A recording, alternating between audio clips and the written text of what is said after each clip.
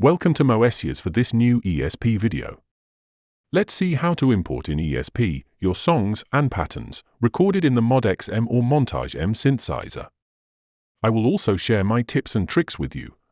There are some pitfalls to avoid.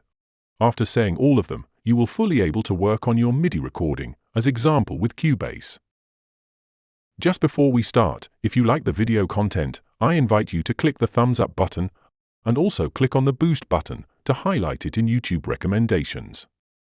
My favorite way to record my ideas is to record directly them into the pattern on the Mod XM or the Montage M. I have direct synchronization with the arpeggios when I play for my first chord.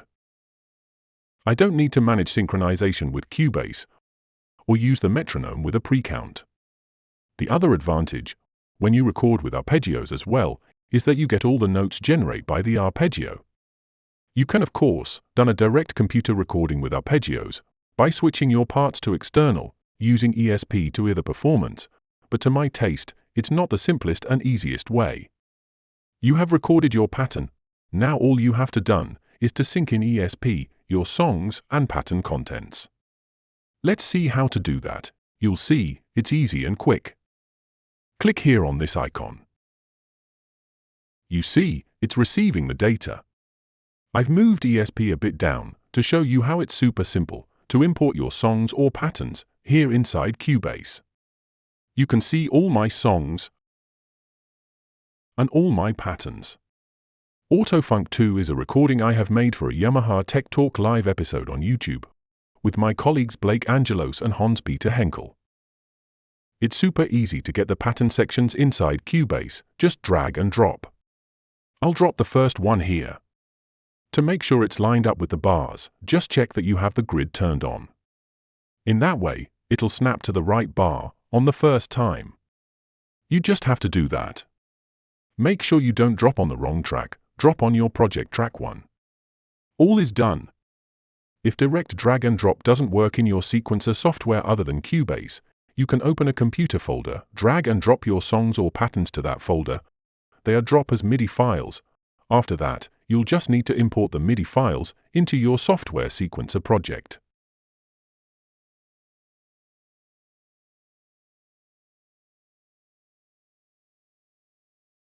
Of course, you need to have in ESP the right performance that matches to the pattern or song recorded. This is that one, ESP import pattern. I explained that it was relatively easy, and you think, I'll just need to press play and everything will work.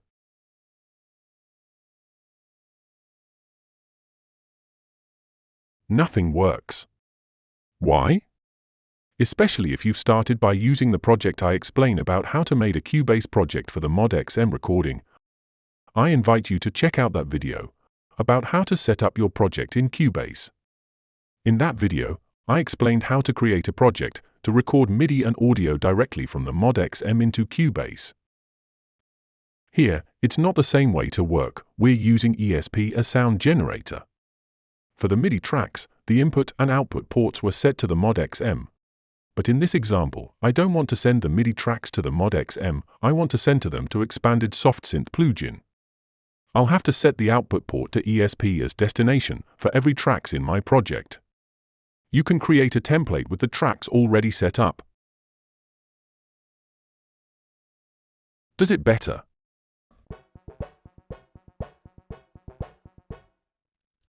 That's really not the case. So what's going on? That's where I'll give you my tips and advices about the pitfalls to avoid. Let's reopen ESP inside Cubase. First attention point, when you record on your Mod XM or Montage M, and you want to use the arpeggios.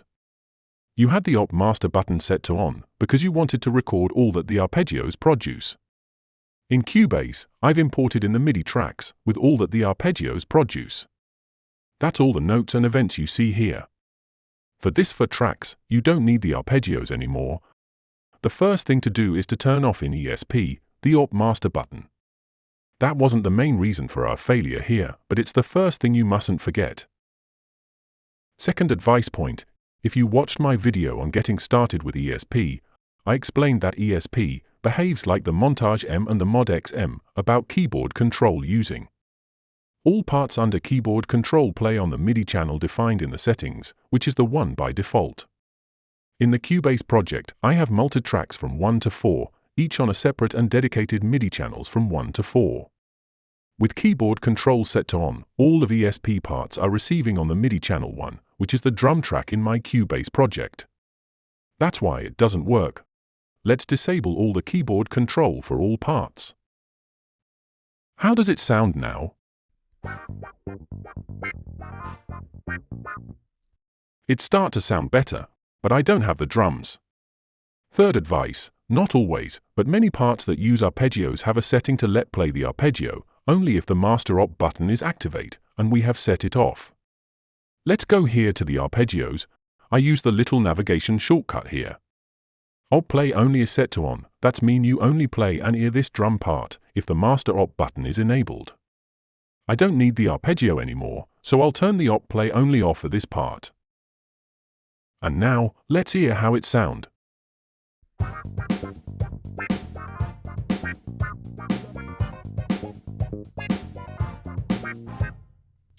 We have absolutely everything working in fine way now.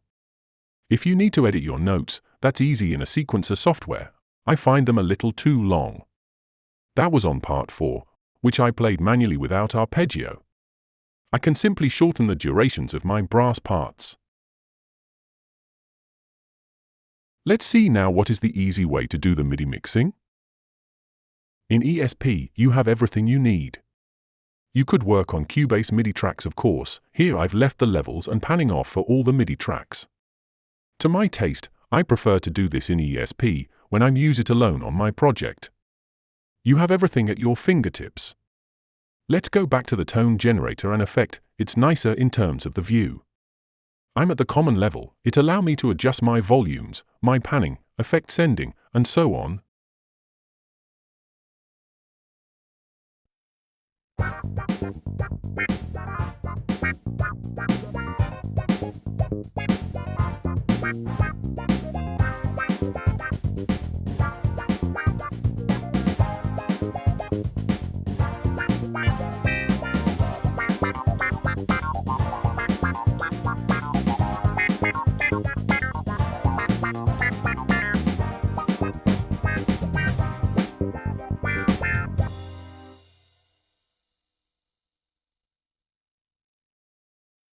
It's as simple as that. For that video example, I've set up my 5 scenes in a row in a simple way. You could create your entire track by importing sections as intro, verse, chorus, bridge, break multiple times, or after corrections, assembling your whole track directly in Cubase by copy and paste. It took me some few minutes. There are just these little tips and pitfalls to avoid and understand. And my advice is also to prepare and save an ESP project as template to work in quicker way. For MIDI recording, this is really my favorite way to work. Recording on my synthesizer, transferring directly into Cubase, which lets me do things pretty easily, like rework my right-hand parts notes recorded. I can quantize them in a larger screen view. For the arpeggio tracks recorded, if I played the right chords, there's no problem, it just flows on its own. That's video ending. I hope you enjoyed it. I hope you found the content interesting. Feel free to click on like, and I also invite you to click on the boost button to highlight this video in YouTube suggestions. As official Yamaha expert and specialist, if you want to learn more quickly how to use or take in hand your Montage M, Moessieurs M, ESP, Camelot Pro, or any of the Yamaha synthesizers and stage keyboards that I use, or also Cubase MIDI and audio recording with them, you can request an online masterclass with me. You choose your session topic, and you can download your session video to watch it as many times as you need. If you are a Moessieurs YouTube community member, you will get 15 minutes extra time for each session. How to become a member? Just sign up on YouTube. It's a monthly subscription of €3, and you'll get more than just the 15 minutes extra time.